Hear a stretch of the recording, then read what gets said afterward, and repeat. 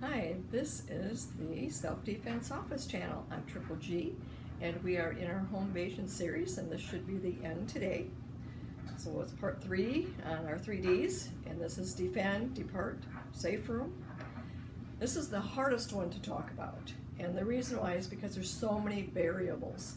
You know, it's fine, I can tell you all kinds of ideas to harden your home, but this one, once they get in the house, that is downright scary. The variables are, your home is different than my home. Most homes are different, they're just made different. Some are tri-level, some are, 1 story, 3 stories. Plus you could have little kids. You could be disabled, you could be elderly, or you could have them in your home taking care of parents. So there's so many variables.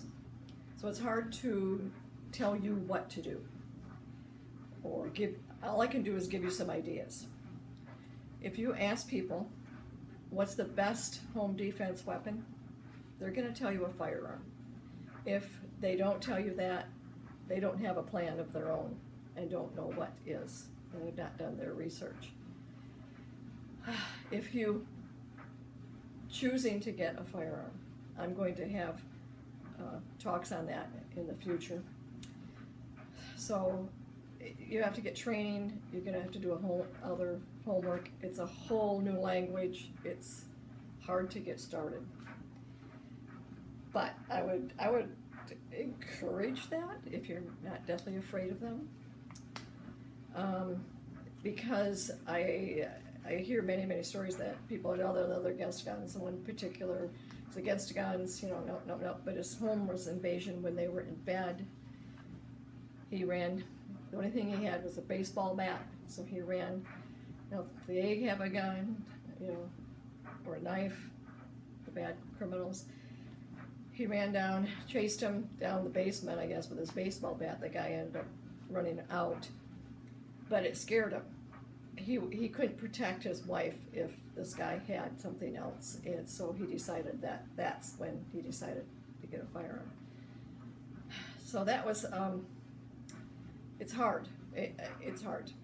And that's why there isn't a great weapon for you once you get into the house, once they get into the house. So we're going to talk about that. All right. Know your state laws.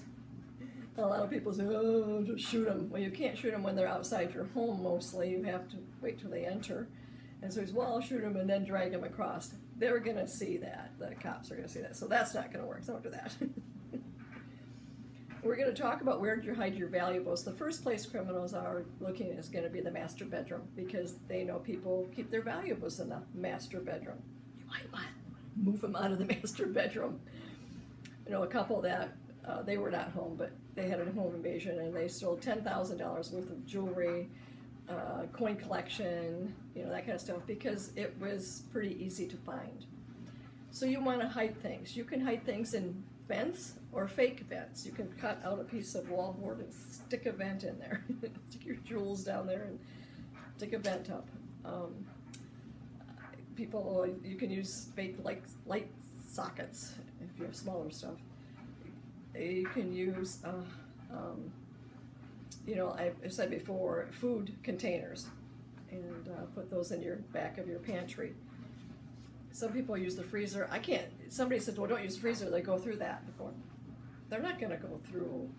I don't think they're going to go through a freezer to look for something, because how are they going to find it if I stuffed it in some meat wrapped up, obviously. So anyway, do not hide them in your underwear drawer or top drawer in the master bedroom. Do not, hide them in plain view, or your sock drawer, because they will rifle through. They're brazen enough to rifle through your socks and your underwear. You can leave a couple bucks up there, leave $10, $20, $30 on the top drawer instead of $200. And because when they open it up, they'll say, I got money. And so they're happy because they found something. They just didn't find all the stash. You could, back of a closet, you could have a nice, maybe safe container type of thing. If you don't have a safe. Even a safe, I would probably cover up with a box, cut the hole in the bottom, put the box on top, then throw stuff on top like clothes, Goodwill type clothes, throw them up with the clothes that you're not going to use anymore. If you have old shoes, old comfy shoes, you know, we don't want to get rid of, you know, put those in the back of your closet, and you can put stuff in baggies in their toe area. So there's different places you can hide things, but hide your valuables better. Let's see, criminals, if they make it through the front door or a window, you should already be in your safe room. A safe room is a place where you can go, you can lock a door, you can put the door guard or something, you know, whatever you push down, a dresser or something to block that door so they can't get in. Safe room is where there's a phone, so you can call police in case you can't grab your cell phone, which is in the kitchen, and you happen to be in the living room, and they're trying to break in. You gotta go. You gotta go to that safe room. You gotta get your family, kids in there. If you've got little kids, the safe room might be in one of their room, and you can grab the kids and go in their room. You can have the door guard behind the door, is where I have mine. So hopefully you'll have that warning of alarms, you know, loud noises. Have a code word for your family. We've talked a lot about this before. You know, code red, you know, that means everybody, you know, get to their safe room. Let's see. So, obviously the first place they are looking is they're looking around real quick for laptops, cameras, iPads, phones. They're looking for a quick grab, and they're probably not going to take the big, huge, you know, 56-inch TV. Let's see.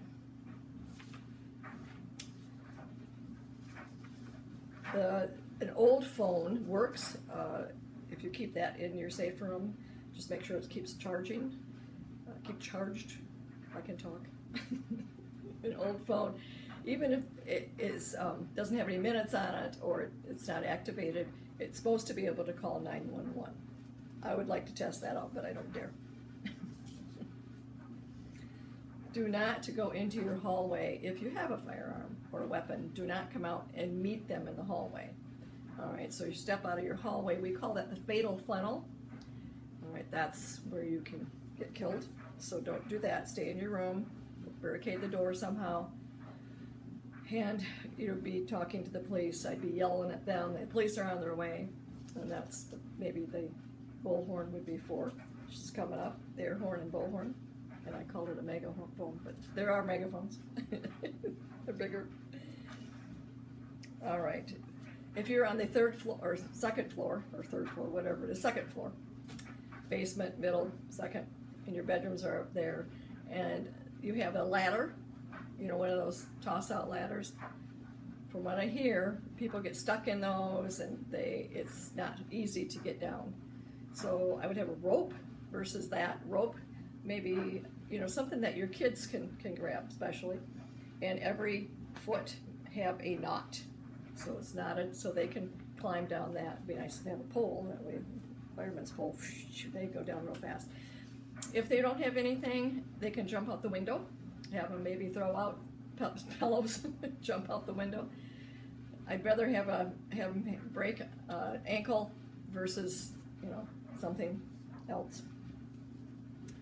Know your exits, have an escape plan. So, okay, so if somebody were to come in right now, I can't get out very fast to my sliding glass door because that's locked. Shades are there, it's locked, and I've got the door bar up, so I can't get out there very fast. But I could go out my window. I could break a window and go out. I'd rather break a window and pay for that versus having something happen to me. Let's see. Now I have a video for you. It's the air horn and the bullhorn. We're outside today in half the country because we're going to make some noise here. This is an air horn and something I talked about but I didn't have to show you. Now I do. And it came separated, and then you screw the top on.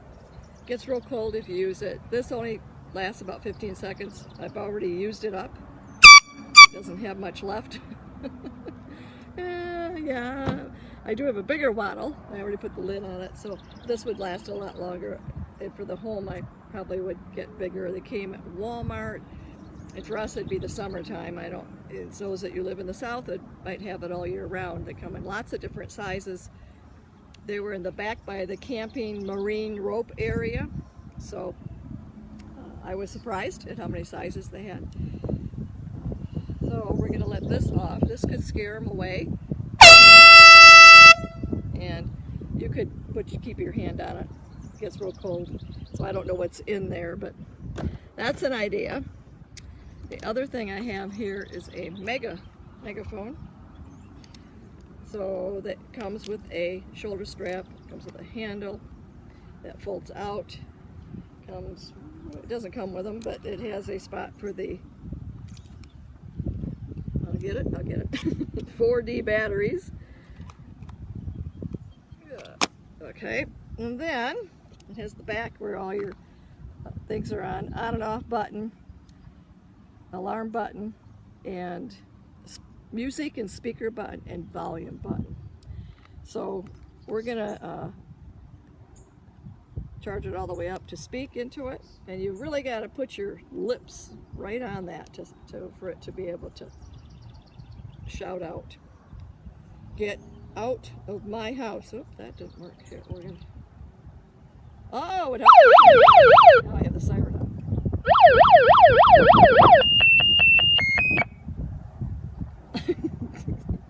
Working all the buttons is a problem.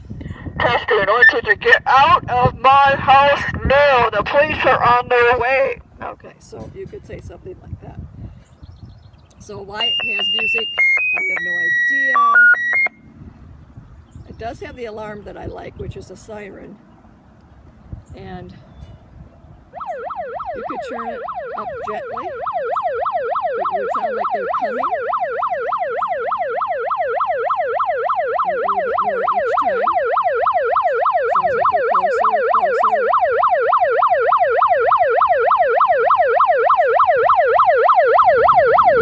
And then stop it, because they usually got to stop their sirens right when they get here. So that's another idea to use to deter or put in your safe room. A couple more things is I wanted to mention about the doorstop alarm.